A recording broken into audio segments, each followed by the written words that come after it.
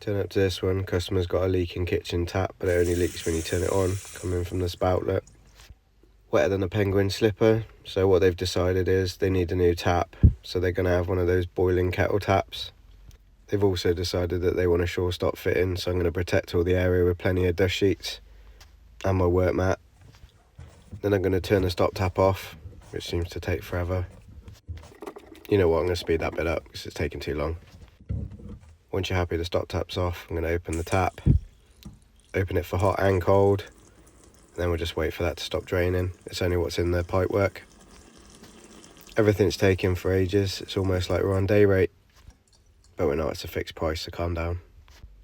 While I'm waiting for the tap to stop dripping, I'm going to use a multi-tool and I'm going to cut an access panel in the back to get the shore stop in. Little tip, always mark it out with a level and a tape measure to make it square. It's easier to put back together. Make sure you give yourself enough room on the first cut as well, because if you have to cut it again, it's never going to go back together. So there's a shore stop if you've never seen one before. You can put the switch easily accessible. So that's got an arrow on it, so you've obviously got to put it in the right way. Don't do what I do and just cut through the pipe, because then you're always surprised when water starts spraying you in the face. However, we do know that it's turned off at the tap, so it'll only be the weight of the water in the pipe work. But I always carry an aquavac with me anyway. Perfect for things like this, because you don't want the kitchen and the cupboards getting too wet. So rather than sit and try and wait for the water to come out, just literally cut through it and get on with it.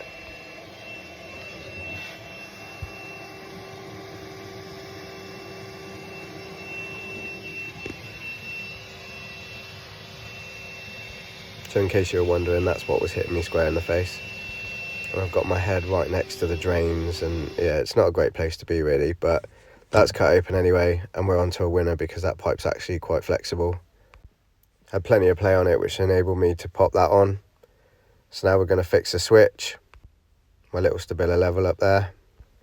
There are instructions on how to put the cable in, but it kind of looks like that. So clip that into place, pop all that in, tidy the cable up a little bit. I always leave plenty on that cable so that people can move it around if ever they want to. Customer might want it changed. So I whip the old tap out, the new one's going in there. Lovely looking matte black one, which is nice. Obviously the new tails didn't quite reach, so I'm going to have to alter the pipe work.